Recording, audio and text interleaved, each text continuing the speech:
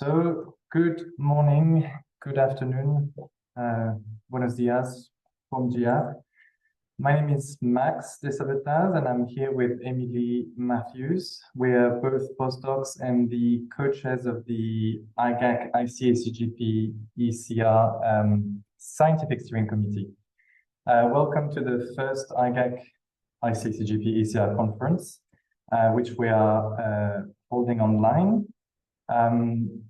For those of you who might have some difficulties with English, before the next slide, at the bottom of your Zoom, there is an option for subtitles, which you can have translated to your own language in case you prefer this option. So, for those who don't know IGAC, it is the International Global Atmospheric Chemistry Project. It was created in 1990 under the International Commission on Atmospheric Chemistry and Global Pollution, which itself stands below IAMAS, the International Association of Meteorology and Atmospheric Sciences.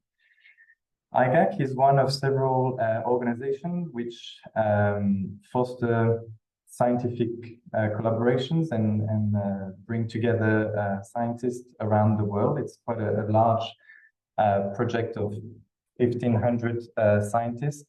What was I going to say?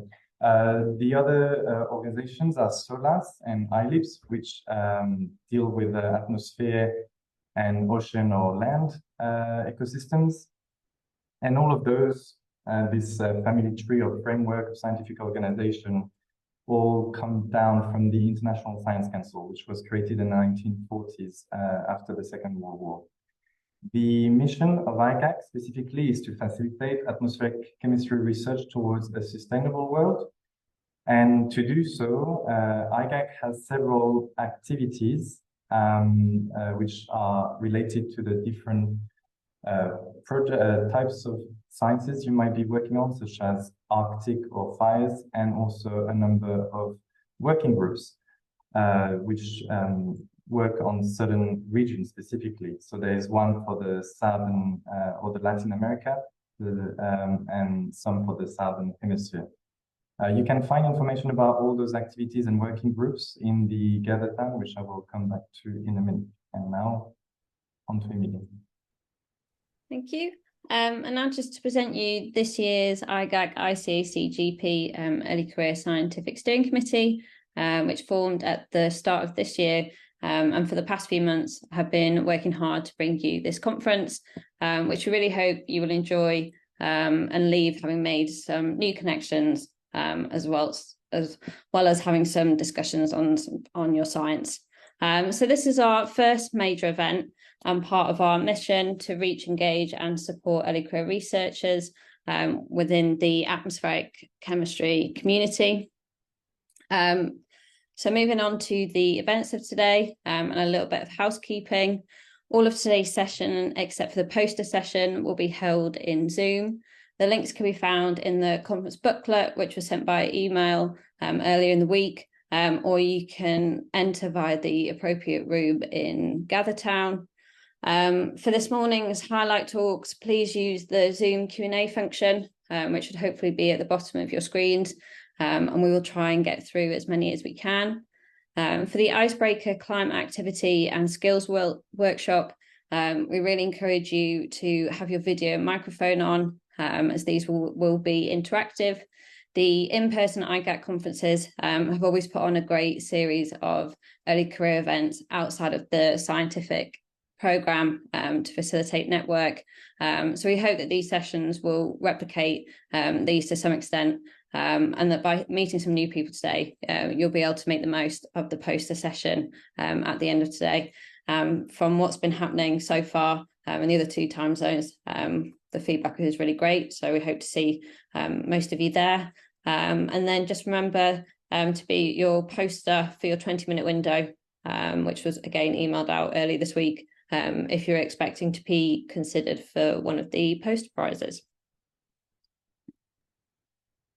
So hopefully you joined this Zoom through the Gather Town, our conference online center, if you would like.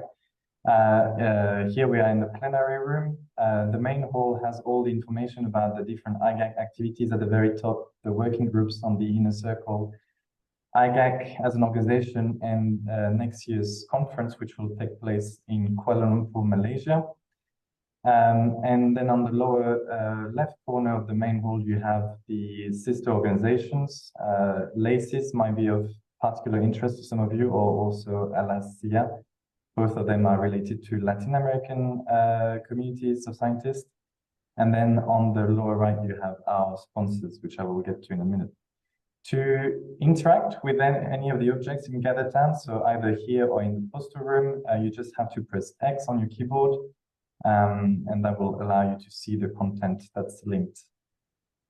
Finally, we owe a lot for this conference to our sponsors. So this conference has been sponsored by the European Space Agency, Future Earth, YAMAS, the National Centre for Atmospheric Science in the UK, and Copernicus Publishing, and they're allowing us to afford all those Zoom and GatherTown platforms, as well as funding the 6 poster prizes we're providing, which I remind you is registration and travel to the IGAC 2024 conference in Malaysia. We also have a big thank for the IGAC-iCACGP and IGAC steering committees who are helping us through the judging of the posters and also having gotten the word out. And a big thank you to the director of IGAC, Dr. Langley Dewitt, who has done a lot of the administration behind the scene. So without further ado, I am giving the floor, I think, to either Seba or Steph to introduce our highlight speakers.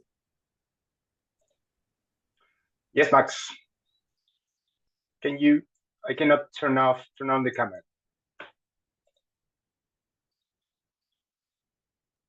How about this one? Yes, thank you very much. So my name is Sebastian Diaz, and I'll be introducing our first speaker from the American Science Summit. So we're presenting now Dr. Tailín Correa dos Santos. Tailín is a postdoc at the Environmental Management Superintendence at the University of Sao Paulo in Brazil. She's been working the sustainability program of in air quality at the same university for a long time now. She did her PhD in atmospheric science in the Institute of Astronomy, Geophysics, and Atmospheric Science at the University of Sao Paulo. Tailín, please, the floor is yours. Thank you, Saba. Can you see and read me? Yes, can you use the presenting mode? Yes, thank you. Here? It's okay? Yes, great. Thank you, Seba. Hello, everyone. Boa tarde a todos. I am Tailín. I am currently a postdoctoral research in the USP Sustainability Project, USP Sustain, at the USP. This project focuses on actions and cooperation at the university on different sustainability topics.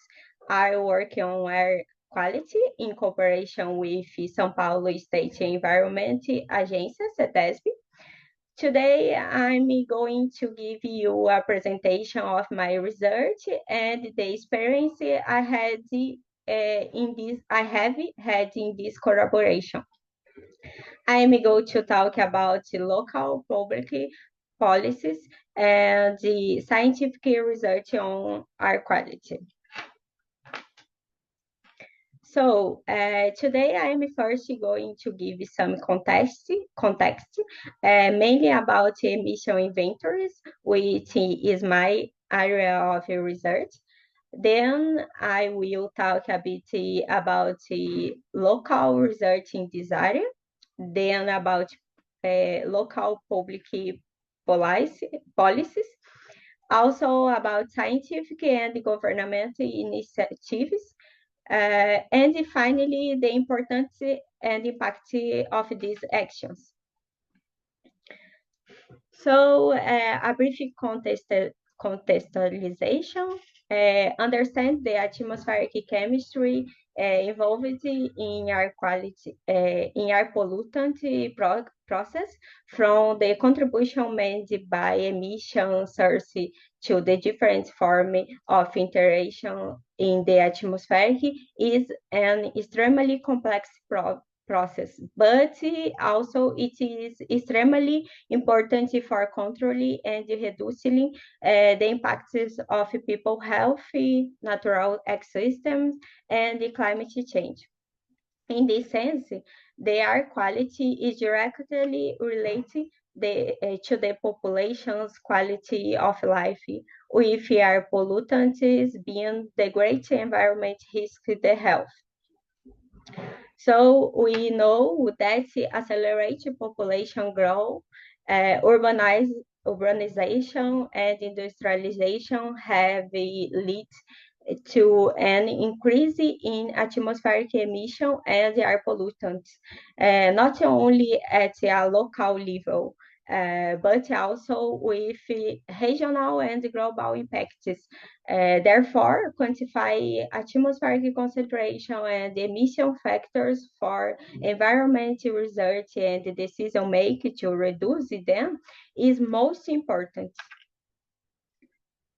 In this context, an important environment management tool is emission factors.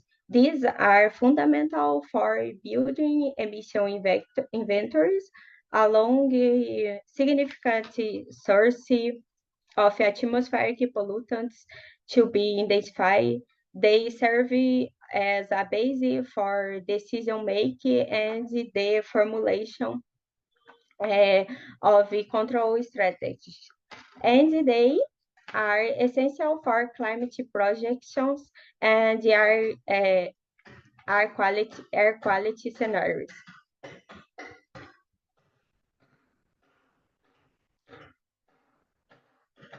So, one important study case is the region of São Paulo, with its economic importance, high population density, and industrial activities. The state faces serious air pollution problems. Here are some numbers from the state for you in this figure. With a higher population density associated with a higher population growth rate and higher urbanized, the state has more than 3 million vehicles in circulation, concentration mainly in the large urban center. The state of São Paulo is home to Brazil's largest metropolitan area, the metropolitan area of São Paulo, which is made up of 39 cities, including the São Paulo of state, including the city of São Paulo, sorry.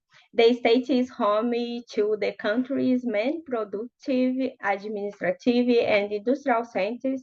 It has almost 125,000 industries.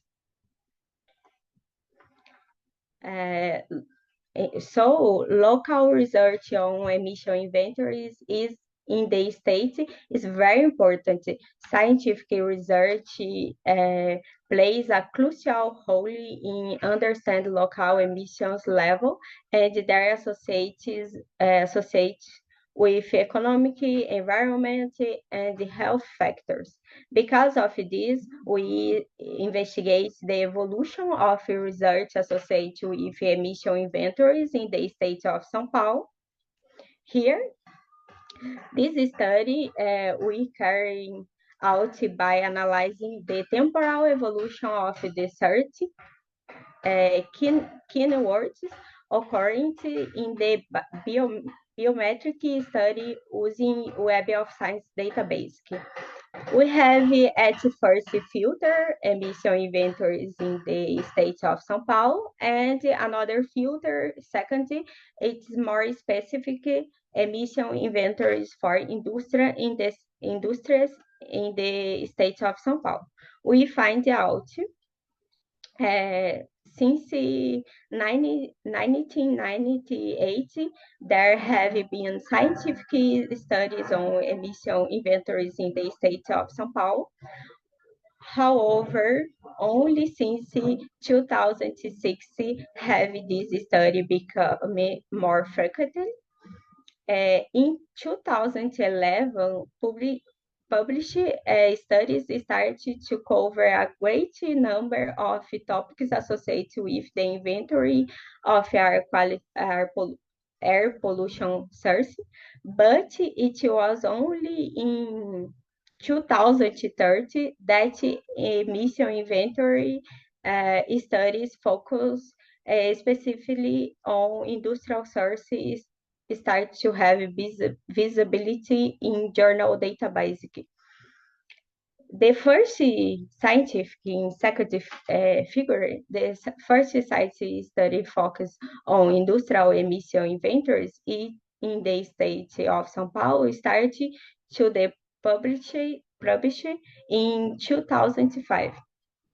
In recent years, more scientific publications on emission inventories have been associated with emission control, air quality, air pollution, and climate change.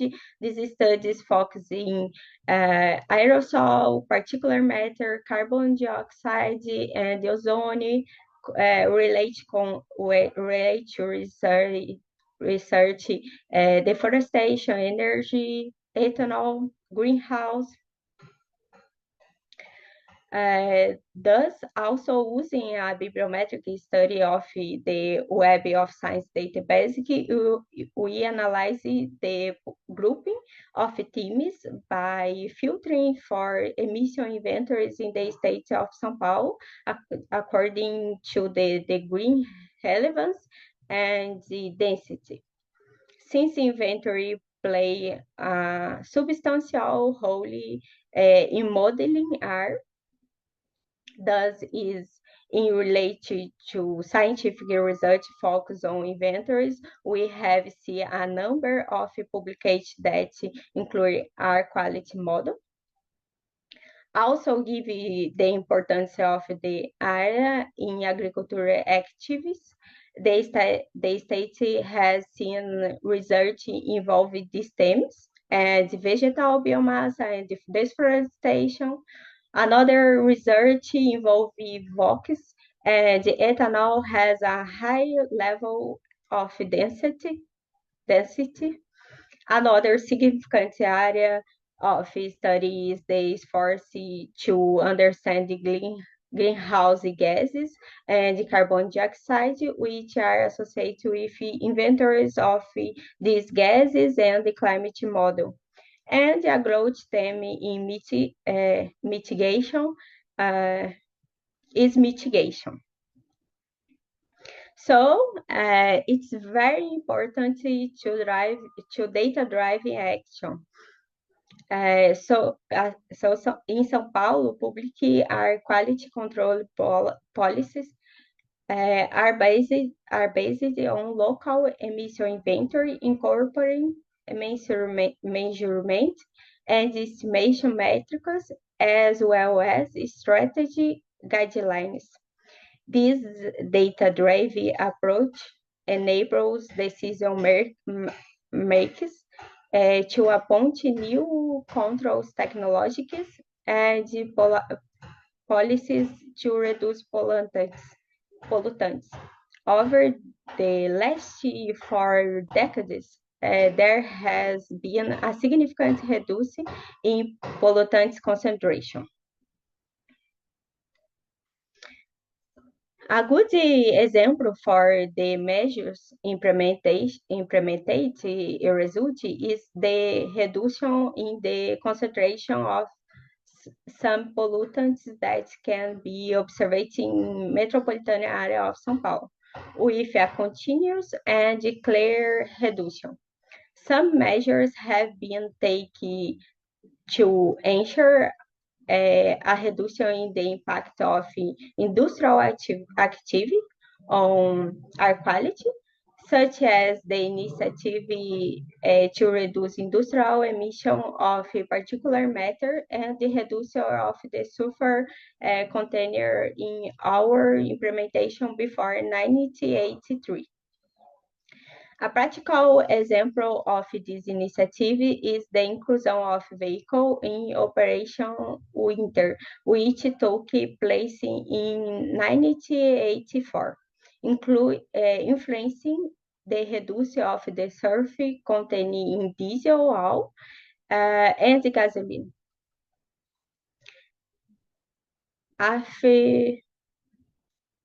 After that, the control program of vehicle, the PROCONV, was carried out in phases associated with the implementation of reduction technology. So it's many efforts for this. The motorcycle control program, PROCONV, was inspired by PROCONV, and more recently, PROCONV phase in 2014, we had the first planning to reduce stationary source, called PREF. And we are now in the second phase at the moment. So significant progress has recently been made in this direction with a government and university partnership in the state of São Paulo. This collaboration between the University of São Paulo and São Paulo State Environment Agency, CETESB, has been fundamental in generating tangible advancing, applying scientific knowledge directly to emission source.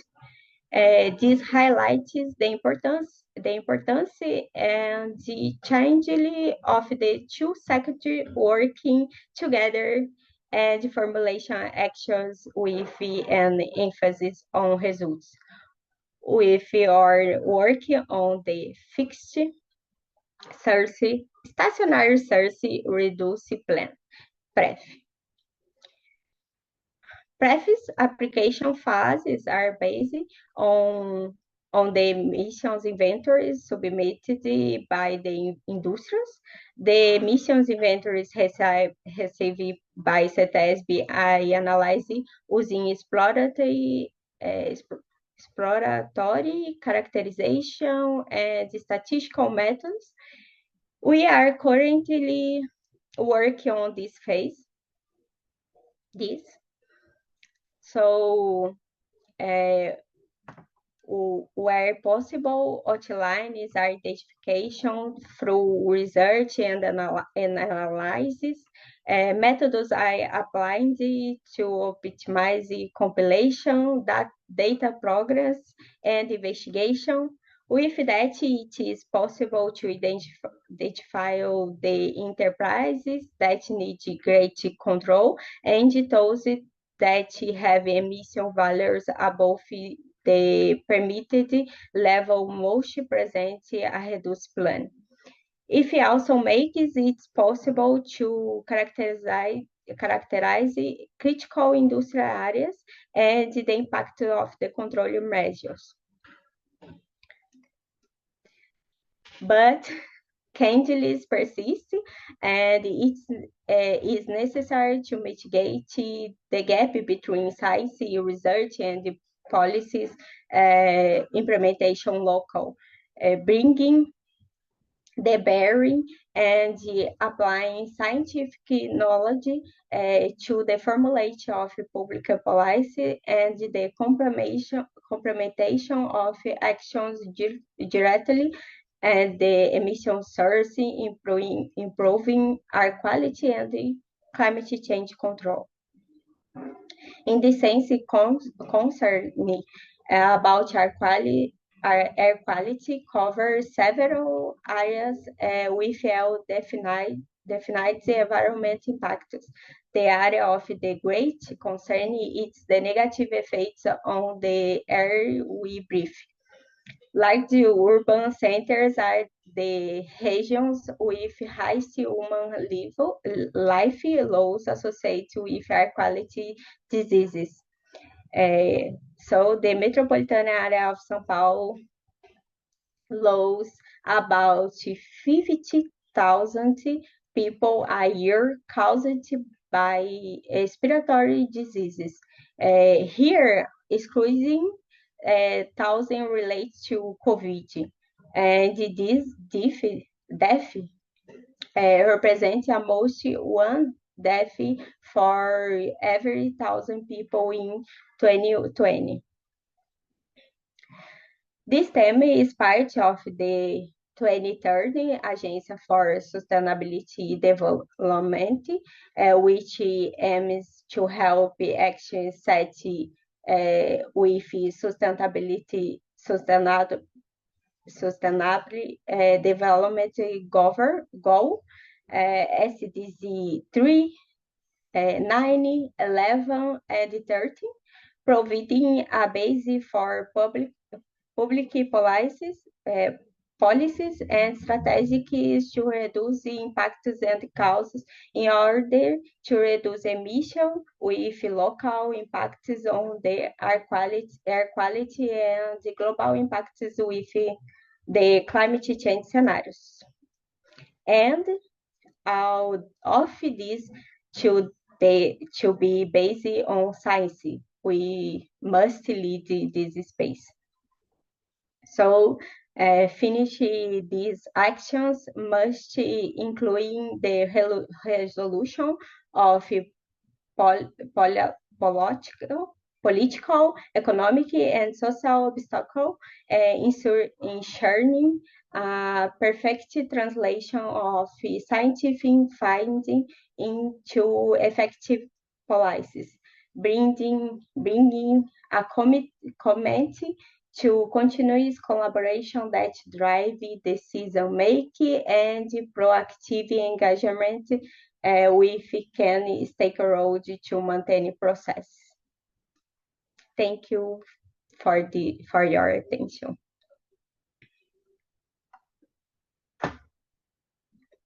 Thank you for the talk, Tylene. If anybody has any questions, please put them in the Q&A and then I will ask them to Tylene. Pamela already wrote a question. How are the emission factors calculated, updated? Are they following the industrial emissions reduction plan? Sorry, can repeat? So Pamela wrote, how are you calculating the emission or factors?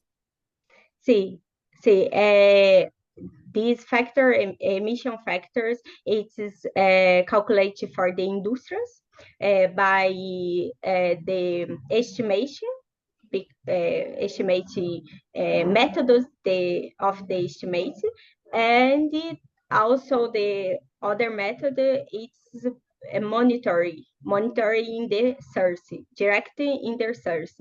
This data is furnished by the industry for CETESB, and we analyze the validation. We validation this information, this calculus, this monitoring for the industry. And are they following this industrial emissions reduction plan? Sí, the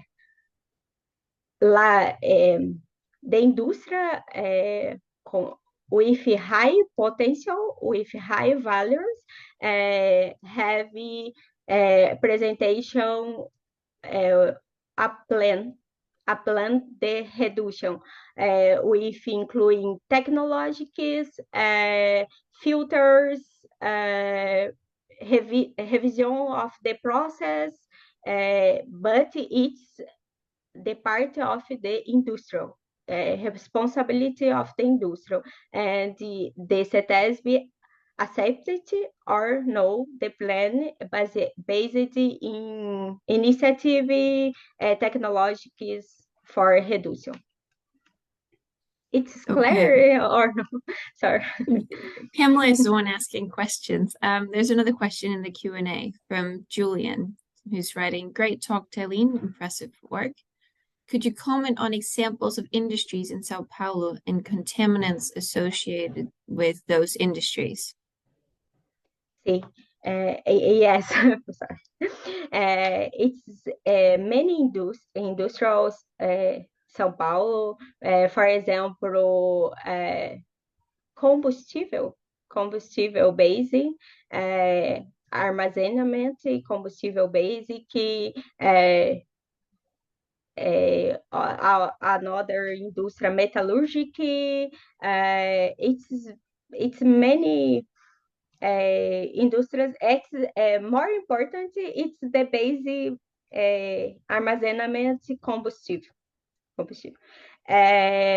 It's very higher the level, the value about COVs, for example, particular matter, its level, and the NOx, oxides, the nitrogen oxides. Okay. We have maybe time for one question, if there are any more questions. Otherwise, we will move Seba's on, I think. Seba has a question. Oh, Seba, go ahead. Hey, Dai, thank you very much for this. I wanted to ask you, so Sao Paulo is a big city, as kind of rich city in terms of our Latin American standards. What is your perspective? What is your thoughts about the rest of the cities in Brazil? What this study can offer them? It's a very important question because São Paulo is the mainly city. It's about the air quality, urban air quality. But it's important São Paulo city are reference for other cities in the Brazil, no, because many policies start here in the city, but turning national policies because the example. So it is a good start, but it's begin, so only begin, because the other cities need the policies also in the Brazil. It's clear, no? So Yes. Thank you, Dai. I think that's all the time we have for questions. Seba, I think you are also presenting our next speaker. Thank you, Tylee. Thank you very much. thank you. So now I'll introduce Pamela. Pamela Minuti is currently a postdoc research fellow at the Institute of Environmental Geosciences and the University of Grenoble-Alpes in France. Her scientific interests focus on the characterization of air pollution, emission sources, and their impacts on the atmosphere and population, particularly in the global South countries. Thank you very much, Pame. The floor is all yours. Can you see my screen? I don't know where I am with the different screens. Yes, can you put it in? Yeah. I need to change, or you can see the good. That's okay. Yeah. You okay. Can start. Okay. Thank you very much for the invitation.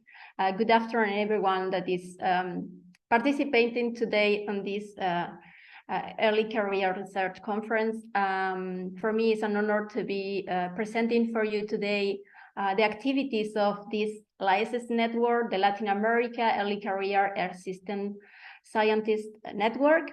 And I will try during the next minute to show you the activities that we are doing with the network, but also trying to combine you to be part of a early career research network or any other network that for me was a very important thing in my professional career. So the outline of my presentation will include, first of all, an introduction of who I am, the history about this LISES network, what is our network about, which are the members and the different working groups in our network, the activities that we are performing and developing in the recent time, and which is the experience of the different LISES network and why they are showing, and which experiences this network bring to their professional careers. And finally, the ways to join our network if you are interested in. So to begin with, I will quickly present myself. So I come from Argentina, but in 2012, looking for new professional challenges, I moved to Brazil to start my PhD in atmospheric sciences at the University of São Paulo, where my project was focusing on the atmospheric characterization and emissions of volatile organic compounds in the urban area of São Paulo. After that, I start my postdoctoral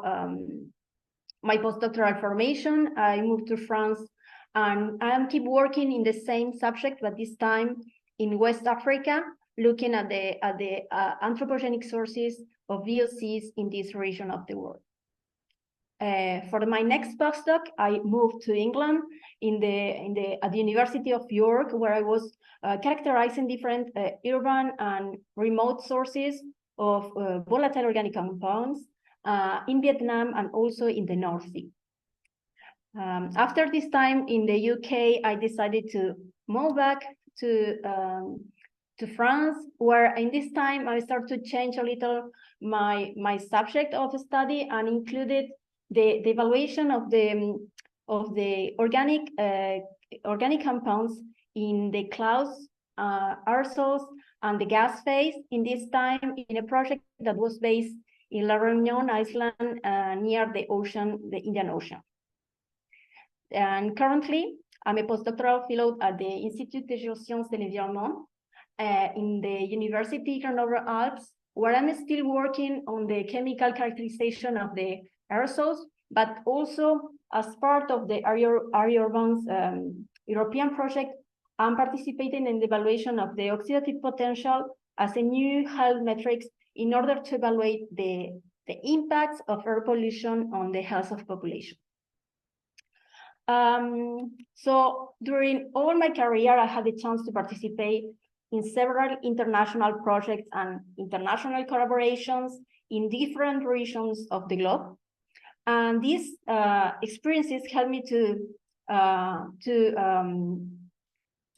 take more responsibilities in different activities and organizations, and from the global level, such as regional levels, such as LISES, but also to the global levels, as nowadays I'm part of the GAIA Global Emissions Initiative, but also to the very institutional and local level. For example, being part of the councils of the different departments or laboratory when I was working at the different times. So just during all this year, I have been also leading the valorization of my research with different publications, but these publications were not alone. We are in collaboration with the different research groups where I was working in the different regions, but also I had the opportunity through all my career to develop my capacity building and my collaboration skills, thanks to all this collaborative work that I had performed during my career. And that's why all this experience at the end helped me to develop my expertise on research on global south air pollution and the impacts related to this air pollution.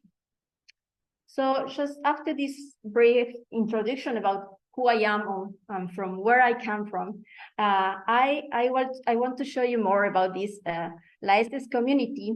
That I will start first with the history, how this LICES community started, because it was something that was created by early career researchers in a IGAC conference. So we know each other from different, from sometimes from articles, collaborations, conferences. We met each other in IGAC events. However, there was not an active network for in a formal way to put our network together. So the IGAC Early Career Short Course and the career program was a very good excuse to improve our networking skills. And we started with a primary email list that was based on these IGAC events. So our network started with the first meeting. The first meeting was during the IGAC 2014 conference. Maybe some of them can remember because it was a very epic conference in Natal, in Brazil. And we started to talk about this network after a side meeting that was organized for senior researchers that were trying to start the Americans working group at that time. But was really in the second meeting during the IGAC 2016 in Colorado, where we really start our first meeting with more than 30 people participating.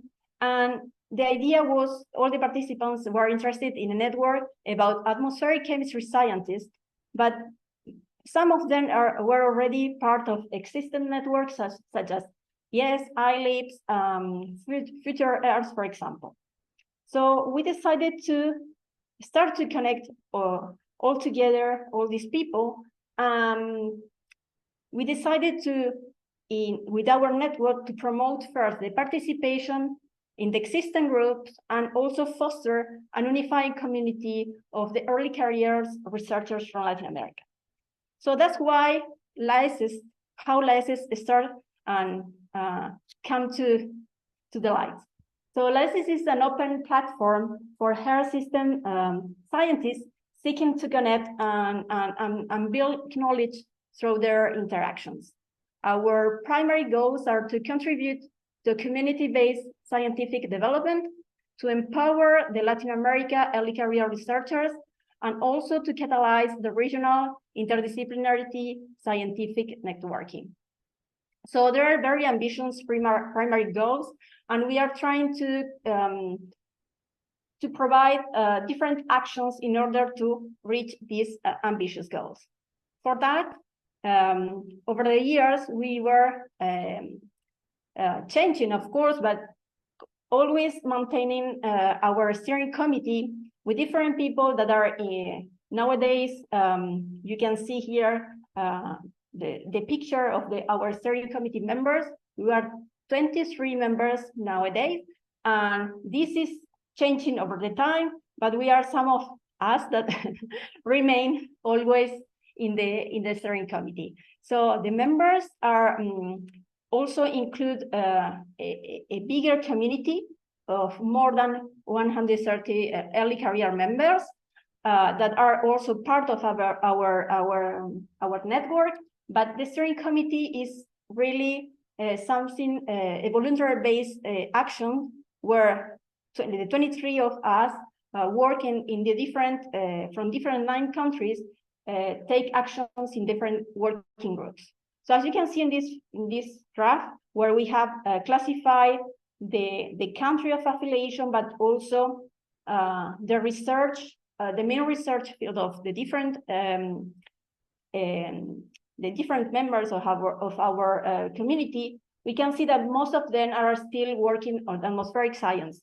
But nowadays we are trying to expand our actions to other disciplines, to include more Latin America early career researchers that are working in other science fields, for example.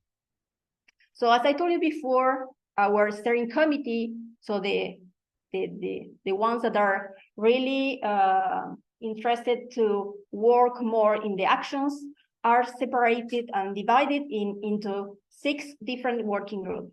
These working groups are related to research, outreach and communication, equality and diversity, networking, funding, and also there is one executive and steering committee working group.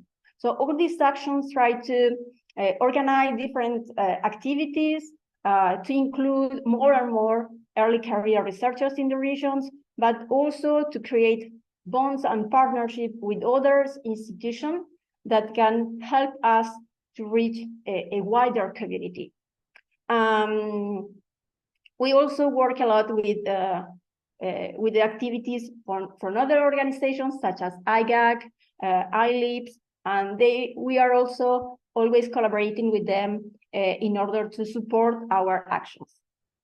So regarding these actions and activities that we perform in the network, one of our recent outputs that maybe some of you already know is our first paper that was published in 2022. That was like a report, a very interesting working document where we address the different challenges, the needs, and the perspective that we as early career researchers working from or with Latin America we have, and we put all this together, all this discussion into this research paper. If you want to know a little more about this discussion, you can go to have a look in the paper, in the link that you can see in the slide. Another actions that we also perform in the network is also related to the needs from the community. For example, from OpenRQ institution, they ask us to the report about open air quality data, the global landscape.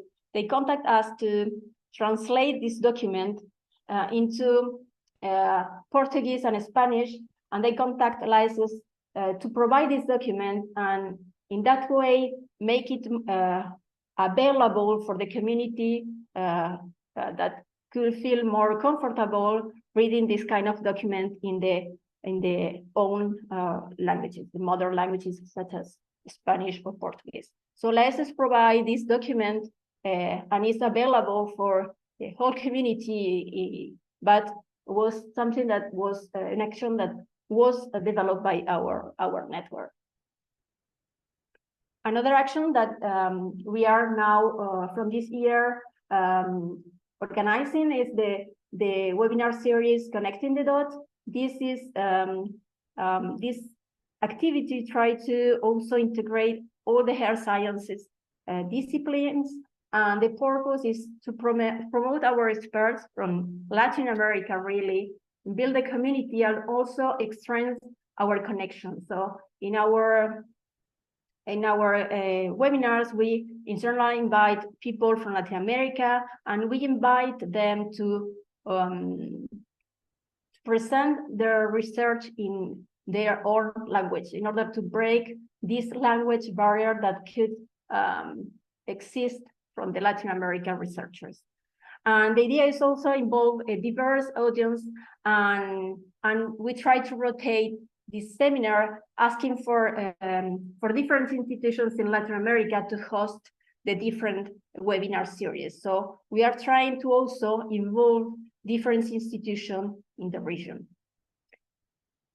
So our previous webinar series, the first one was related to Anthropocene, and for example, it was hosted by the Universidad del Desarrollo in Chile, and the second one, for example, about sustainability, was hosted by the University of São Paulo. The next one will be related to climate change, air pollution, biodiversity, and well-being, and you will know soon about the next webinar series from our website. So at the end of this presentation, when I was preparing this presentation, I said, okay, I'm talking with early career researchers, which is the message that I can try to pass to these people, because, okay, I'm talking about the organization, what are our actions, but at the end, why should I take part of this kind of network? So I asked to my colleagues to just some statement to know how was the experience for each of them to be part of LAESES. What was the added value that being part of LAESES bring to their own careers? So I will share with you some of this statement from my colleagues of the LAESES. So, for example, Sibeli from Brazil said that being part of LAESES was very important to know local young researchers and maintain the regional network, but also very important to share information and also to discuss the solution with other peers from the same context. Seba from Argentina, you can say it on live, Seba, maybe, said that he has been pivotal in shaping his career, and this LAESES network embodies the very essence of what motivates him. So we hope that you, Seba, stay with us for a long time.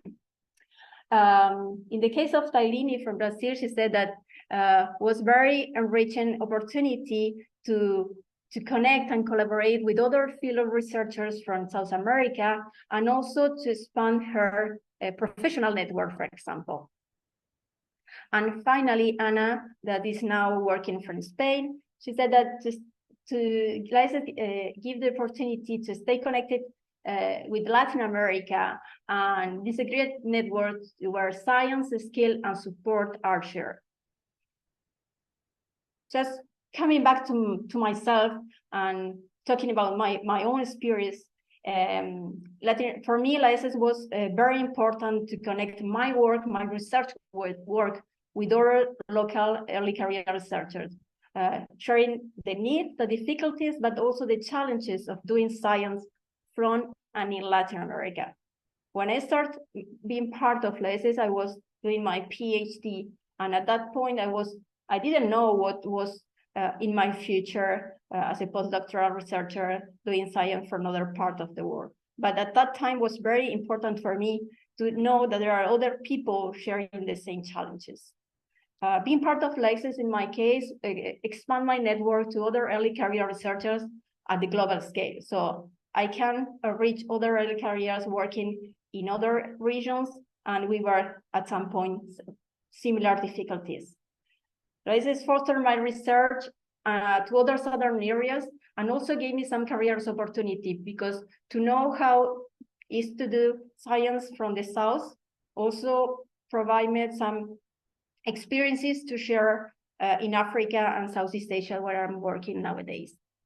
Also gave me opportunities to participate and collaborate in international projects with and in Latin America, but now from other countries, I'm still collaborating with Latin America, and also being part of this early career network, giving me the experience to take responsibility and also leaderships in different institutions and also in other networks, that, like, for example, GAIA, where I'm now being a co-chair of one of the working groups. So for me, the take-home message of my presentation is just connect. Try to connect with other people, and try to take this part of this different network and different options that you can find, for example, from IGAC or other networks, because you will have a very interesting different experiences. So finally, for those that are interested to join our network, you can go to our website and use the contact form. You can drop us an email, or also use any of our social media channels. Yes, you are very welcome, and we hope that you will join us in the near future. Muchas gracias. Thank you for a great talk, Pamela. I think that was embracing IGAC and the connecting purpose of this conference as well. There's one question in the Q&A, but if anybody else have questions, please put them in the Q&A. Blanca is asking, why didn't you include Mexico? Oh, yes, Mexico is included. We have some people working from Mexico. We consider that also all people from Central Caribbean, Latin America is very welcome. And Blanca, if you want to join us, yes, come with us. We don't have any kind of selection of countries, but it's people interested. Yeah. Seba has a question. Yes, of course, my question will be very biased. The first thing I want to say is, well, Blanca is part of the new Alacea Association, it's the aerosol research association from Latin America, so there will be more connections. Pame, can you expand on why, perhaps what are the most important limitations we have in this network? What is your opinion? Well, I can say this is like a voluntary-based network. So as any network, we need time, and we are all full of activities. And I think that this is the main challenge, I can say, to people stay together. But I think that at the end, the results are very good and interested, and so. Also, if you don't have a lot of spare time, I think that you will know a nice community of early researchers. And yeah, I think that this time from people is the main challenge nowadays. Okay. Theo is asking, do you have specific countries you're working with in Africa? Well, from the License Network, we are just working from Latin America, early career researchers. It's not part of our network. In my case, my professional experience is I was working with West Africa researchers, and this was part of my research actions. But this is not really part of our network. We have some similarities with the ANGA activity from the IGAC, but in our network is mainly based from Latin America researchers and Caribbean. Yeah. No more questions, but I have one, and then I think we might have to move on. Do you have any recommendations if anybody else would want to start a network in their region of the world? Sorry, can you say again? Do you have any recommendations if anybody else wants to start a network in a different region of the world? Well, I think that the first thing is try to reach people, all other early career researchers.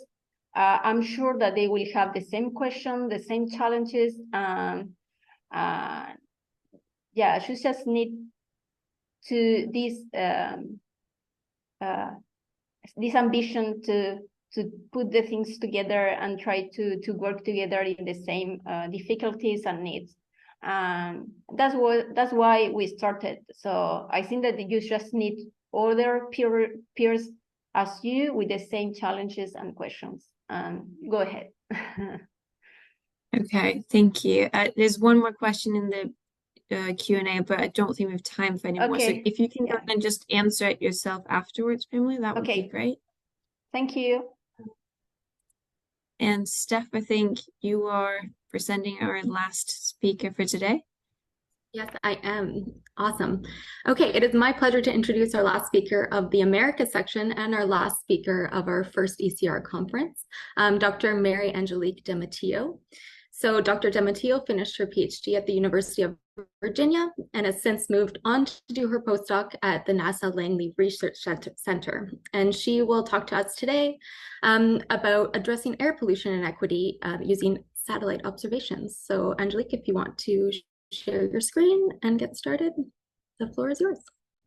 Great, thank you so much for that really lovely introduction. I'm just gonna share my screen. Okay, so that should work. Okay, thank you all for having me. I'm really honored to be sharing some work that I'm very passionate about with this incredible community. So as Stephanie mentioned, I will be sharing my work focused on the use of remote sensing payloads onboard aircraft and satellites for neighborhood scale air pollution inequality analyses. Specifically, I will demonstrate how we test the ability of recent satellites with high resolution products to capture community differences in the in air pollution burden in US cities specifically. And then I will provide an example of how we use the satellite data to, or how we can use the satellite data to start to address these inequalities. So a large portion of my research focuses on air pollution inequalities because although effective regulation and technological progress has improved air quality across the US over the last several decades, there are still inequalities and inequities in the distribution of air pollution and the associated health impacts.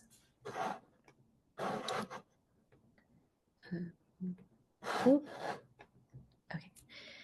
So environmental racism has been defined as any policy, practice, or directive that disadvantages communities based on race or color, whether intended or unintended. And environmental injustice is the inequitable development, implementation, and enforcement of laws and policies. And we have been limited in our ability to address these in part because traditional monitoring approaches have not been able to capture really fine spatial gradients of air pollutants, particularly short-lived reactive trace gases like nitrogen dioxide. Previously, satellites were too coarse, as you can see in this zoomed in map of Houston, Texas from the ozone monitoring instrument. The measurements were too coarse to capture those gradients within a city.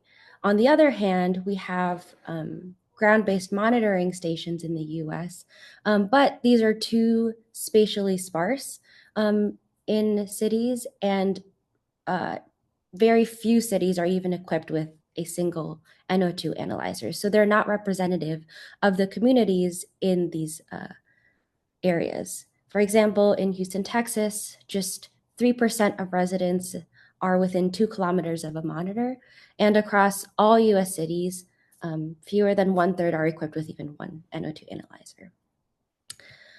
So in this presentation, I will summarize how we found recent space-based observations can not only see these interurban differences, but can also improve or can also provide new insight into addressing these air pollution inequalities in cities.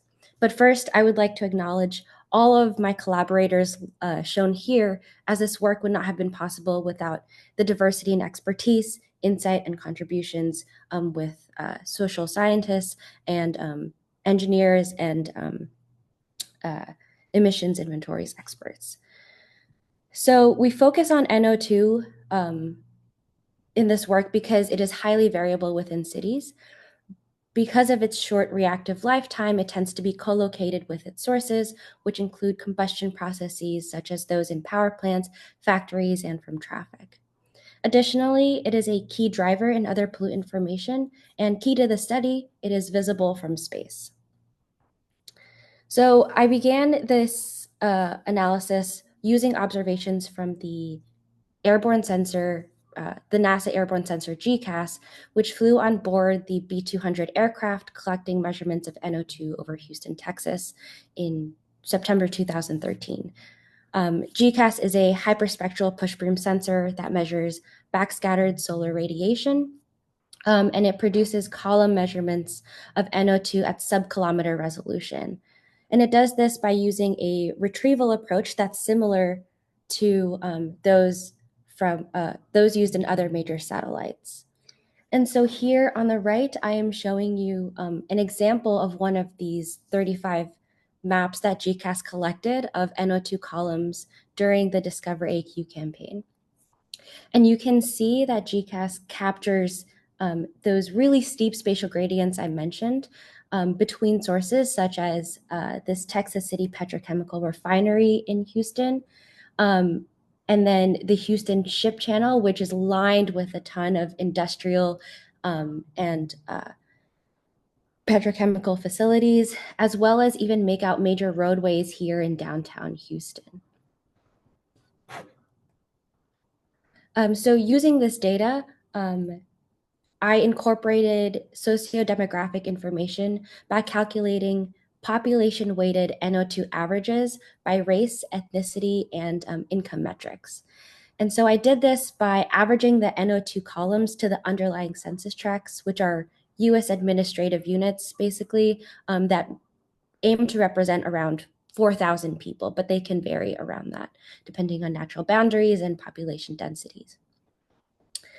And again, even at this resolution, you can still see the gradients between the different nitrogen dioxide sources.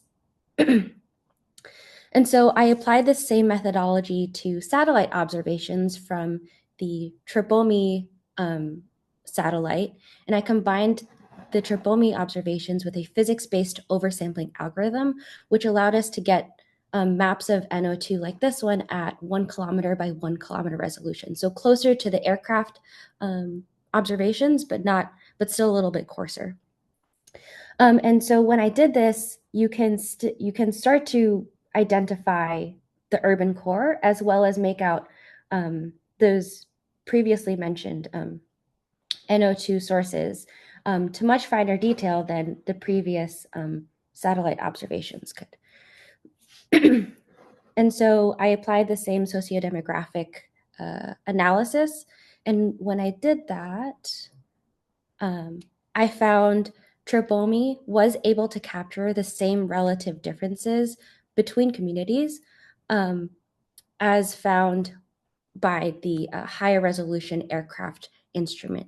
In both cases, we found that people of color living in low-income census tracts or neighborhoods experienced about 40% higher NO2 than white residents living in lower income tracts.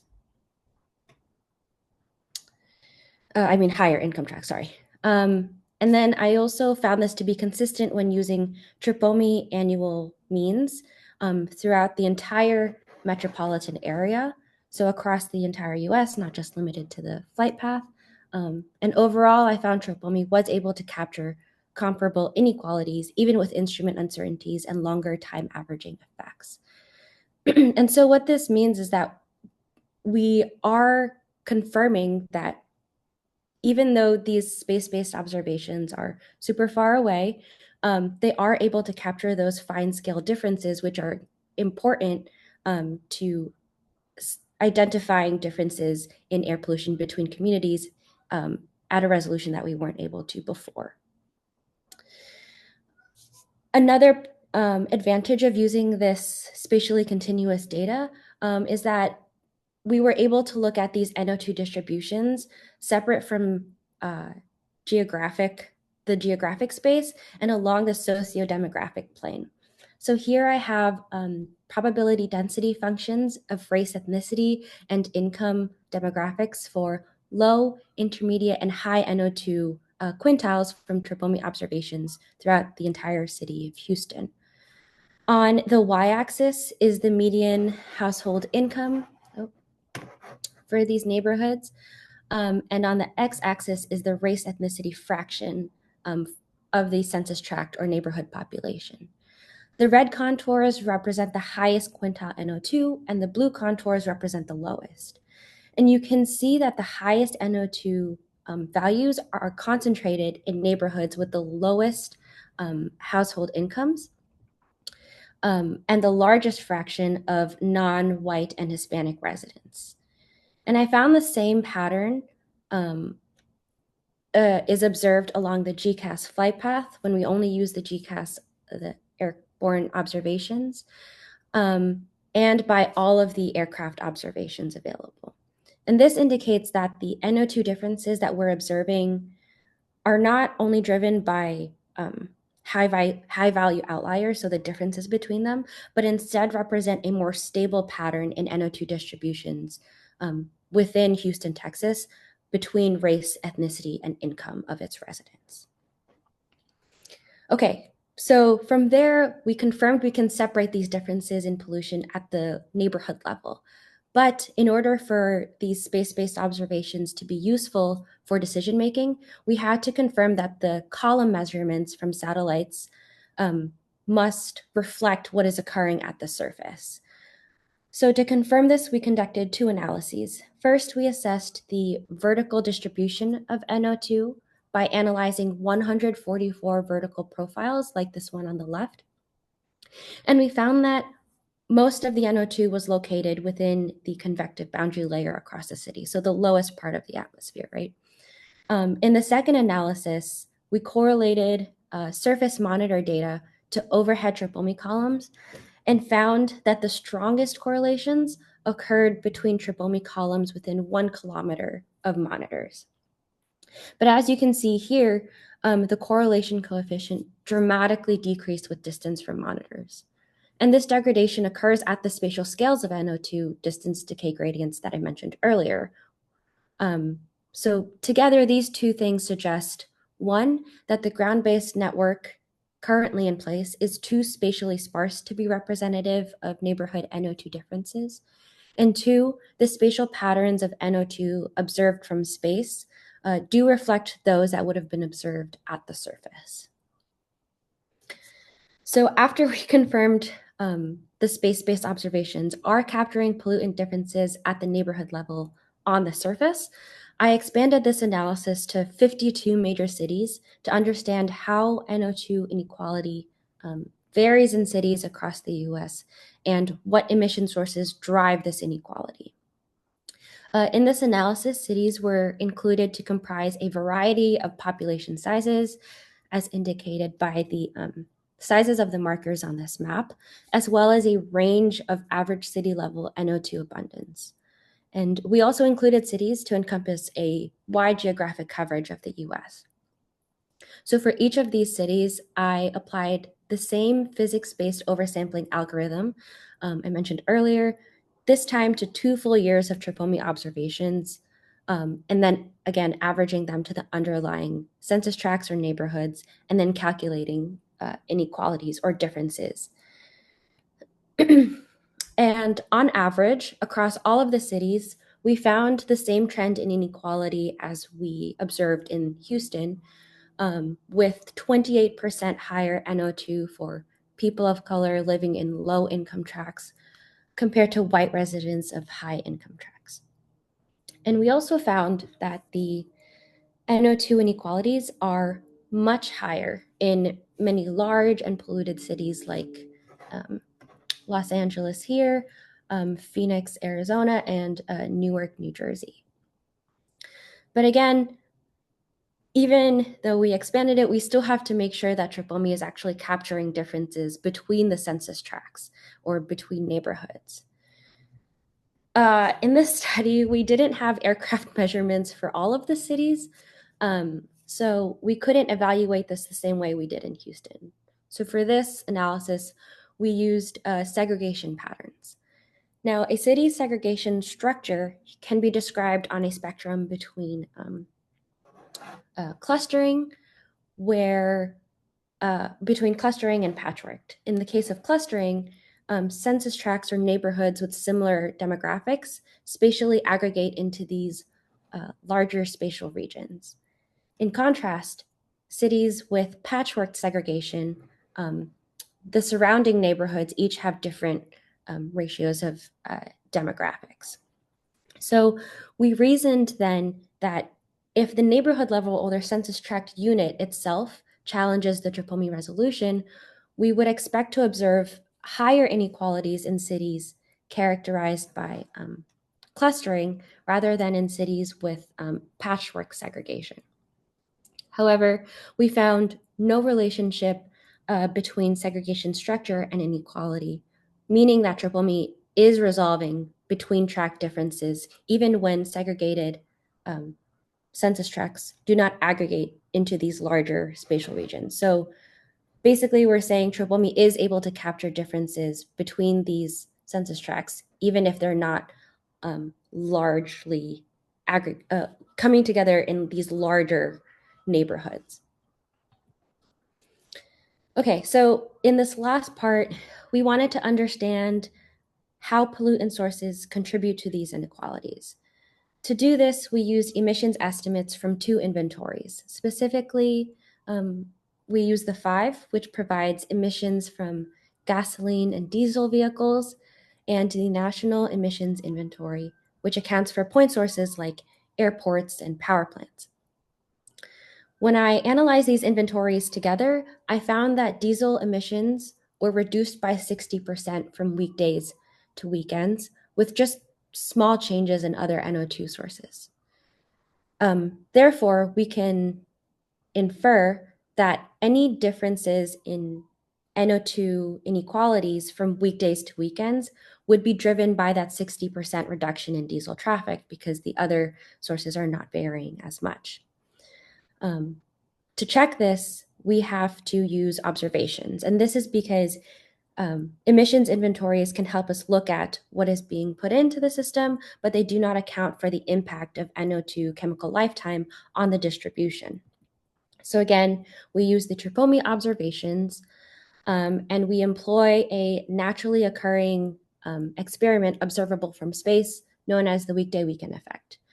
So in this phenomenon, diesel traffic emissions drive these reduced NO2 concentrations on weekends because of decreased activity. So on the weekends, those really large diesel trucks are typically parked, and so there's not as much being emitted. Even though they make up a really small portion of the vehicle fleet, they emit about 7 times more than gasoline vehicles. So we hypothesized if we use triple observations to calculate inequality on weekdays and weekends separately, we can then test the impact of the change in diesel emissions that I mentioned earlier on inequality separately from other emission sources like power plants and petrochemical facilities. And so here I have a scatter plot of inequality on weekends along the x-axis, the y-axis, and on weekdays along the x-axis. And we analyze the data here separately in the winter, shown in blue, and in summer, shown in black, because emissions are more well correlated to concentrations in the summer. And when we did this, we found a nearly 40% decrease in NO2 inequality on the weekends. So then we can then say that a 60% reduction in diesel trucking emissions would lead to an almost 40% decrease in NO2 inequality from this analysis.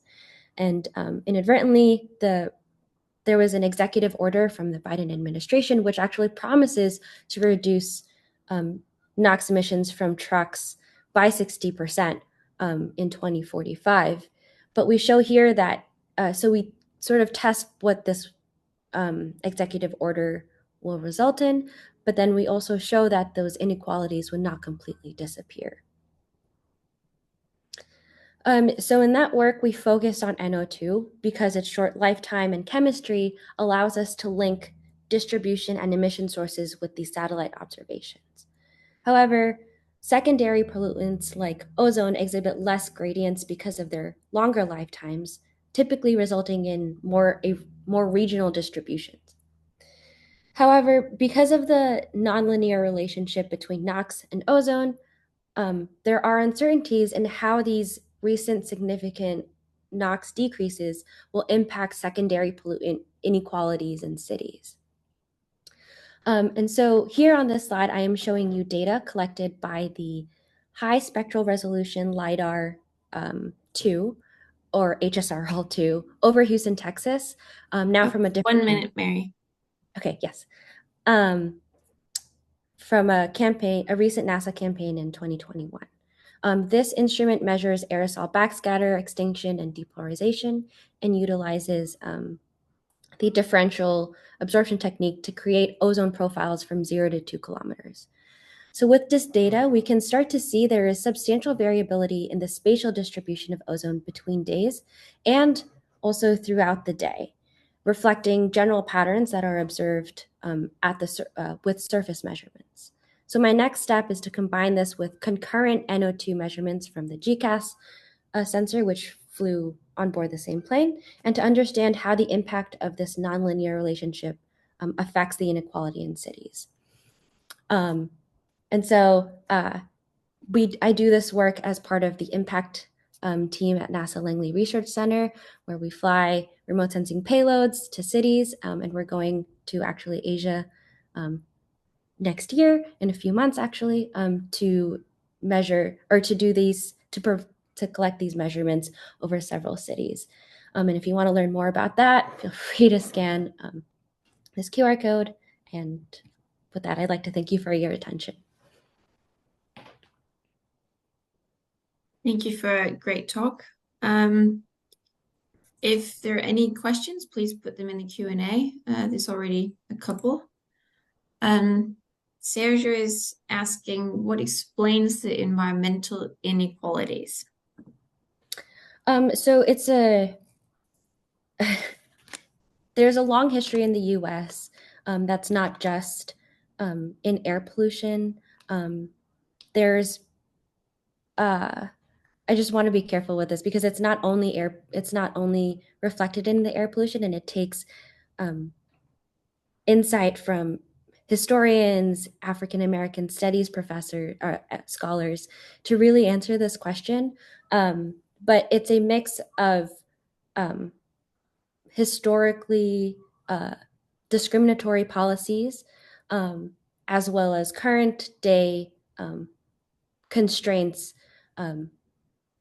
in the citing of different sources, as well as the sort of corralling or concentrating of residents and of different communities near a majority of those sources. But that's also just part of it. There's social aspects, how we as like human beings choose to like stay with our communities and so on and so forth. So at least the general overview is it's tied to the historical discrimination of where the sources were cited and where residents were kind of pushed and forced to reside. Okay. Miguel is asking, did you see any seasonality in population-weighted NO2 exposure? Yes. So actually, in this study, generally we find in the winter, because of the longer lifetime of NO2, it's a lot more variable, but the trends remain the same. So the magnitude might differ between cities and as well as between seasons. But the trends were typically the same, where people of color in lower income neighborhoods experience higher NO2 than white residents in lower income tracts. I think that actually ties with a follow-up from Sergio. What about the poor people who are white? Do they have lower environmental quality as well? Yes, so there's multiple ways to define inequality, right? In our case, here we focused on a metric that combines race, ethnicity, and income, but there are studies that look at the more financial divisions by race, and we find, and as well as regions, so urban versus rural, and there are inequalities within each subgroup as well. But there's still, currently it seems that the race ethnicity factor is more prominent than the financial metrics. Okay. There are currently no more questions, but I also think we have to wrap it up to be able to finish the session on time. Okay. Great. Yeah. So thanks to all three of our speakers. That was very nice. Yeah, and I'm just going to share the details for our next step. So it would be great if you could all join us at our icebreaker activity. We have a few fun things planned to get to know each other and to do some networking.